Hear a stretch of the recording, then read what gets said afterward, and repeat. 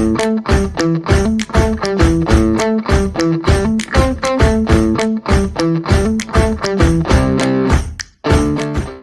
everyone, welcome back to Cambridge Code Group podcast. This is Vidushi Sharma, the head girl of Cambridge Code World School. And this is Siddhant Byala, the head boy of Cambridge Court World School. So Siddhant, this is 21st century, right? Yes. So do you think that in this era, extracurriculars are as important as academics? Yes, absolutely. So see, when you are applying to foreign universities, the first thing they obviously look at is your academics. But extracurricular activities, that is your portfolio, matters a lot. And these extracurricular activities do build your skills. For example, you go to debating competitions, you will build verbal speaking skills. You go to a business pitch, or as now it is known as Shark Tank, you develop improvisation skills. As you just talked about skills and how skills grow after practices and time, I will just tell you one incident what happened few months ago. We went to one of the Shark Tanks in one of the most renowned schools of Jaipur. There was neck to neck competition there. After our performance, the performance went really well, by the way, but the thing is, after that performance, the judges asked us a lot of questions. Although we were ready for the questions, but the thing was, we were nervous. We answered in the best way we can, but the thing was, we fumbled. But fast forward to the competition that we went together in. Do you remember that? Yes, I do. Yes, at that competition, things were different. What was different? Our confidence, our fluency, and our knowledge about the product.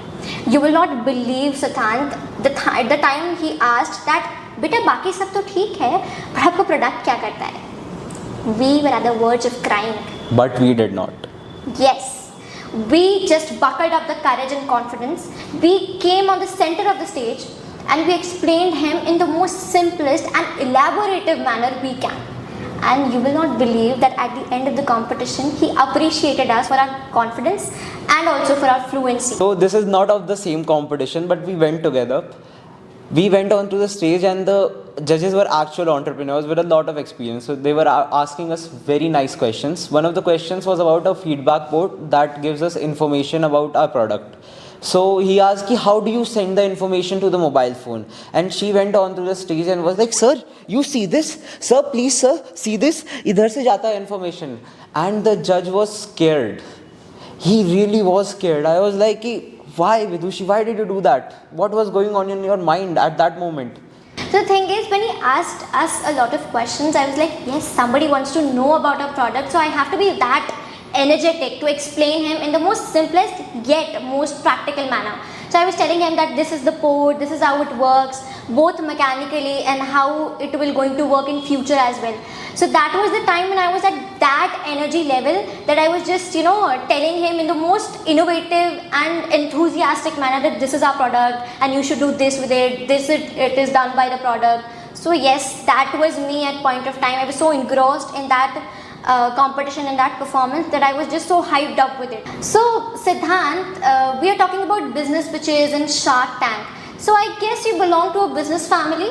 Yes, I do. Oh, that's so nice. So do you think that coming from a business family gives you an edge over other participants in the same competitions like Shark Tank and business pitches? See, personally, and what usually happens is that it does.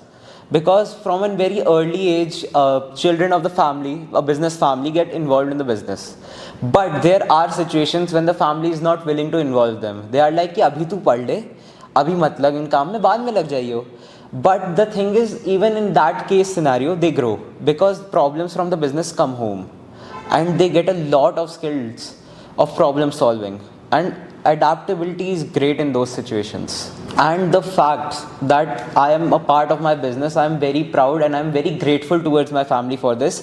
And talking about family, the most fascinating fact about my family business is that my father started it when he was around our age.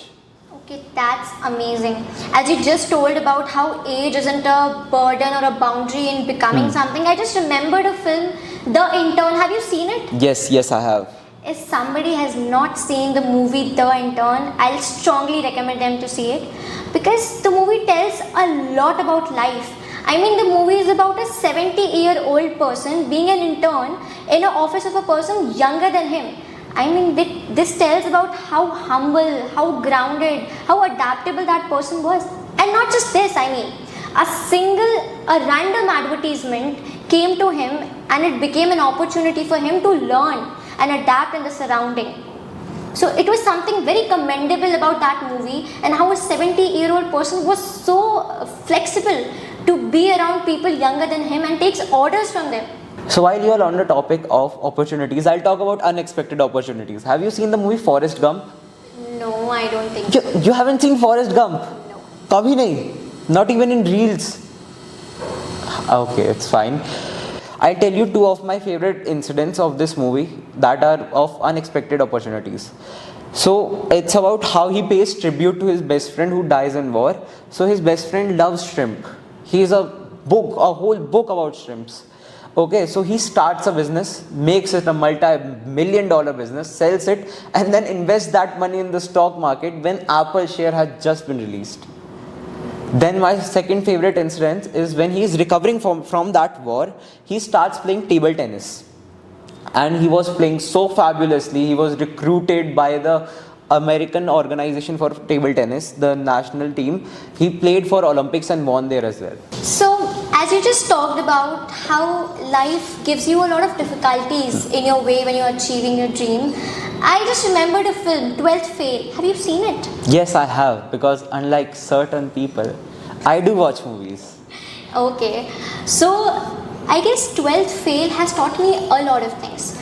I mean, the way a person can achieve his dream with determination, with discipline, and also not coming from a background full of hierarchical thing teaches a lot of things. I mean, Manoj Sharma, the person who became an IAS officer in reality as well, was not a part of a very wealthy family. He was from a family that was working hard, from a middle class family, should I say. Yes. And when I see him, I realize that it's not your background that matters. What matters in your life is the passion you have, is the discipline you have, is the dream you have in your eyes, just like he had and he completed, and how he accomplished his dream by becoming an IPS officer, which is commendable. So while talking about dreams, a movie came to my mind, Guru. Have you seen that, Vidushi? No. Okay, so it turns out only I watch movies. Whatever. So it is basically the biography of Dhirubhai Ambani. Him though I guess you must know. Yes, I know. Thank God. So basically it shows how from a very small Gujarati town he moves abroad, earns money and comes back to build Reliance. Okay. So that movie is about you don't think what people say around you. You want what is best for yourself. You want to chase your dreams. So I was searching about Dhirubhai Ambani because I was very curious about his journey. So I came across an article that said before starting Reliance, whenever he used to get his salary, he spent it all on 5-star restaurants and hotels.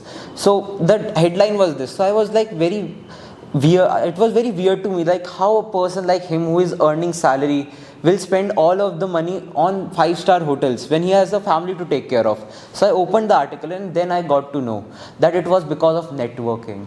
He wanted to know how smart people, how businessmen think. He wanted to connect with them. He wanted to network with them. He wanted smart people around him.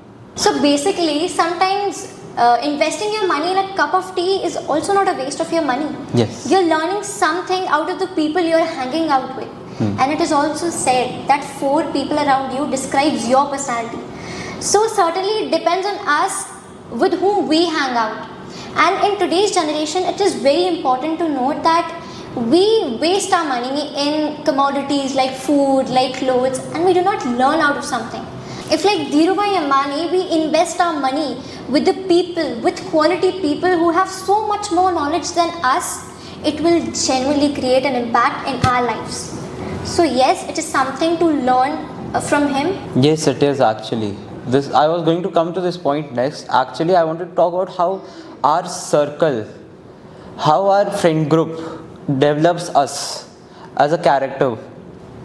And also, at the end of the day, as we talked about a lot of movies also, all these movies, the incidents that you shared tells us one thing, that there are 3 most important things in your life that you have to inculcate in you. 1 is the passion, 2nd is the discipline, and 3rd is the people you're with. Yes. All these three things decides your future, your behavior towards your goal, and what person in future are you going to become.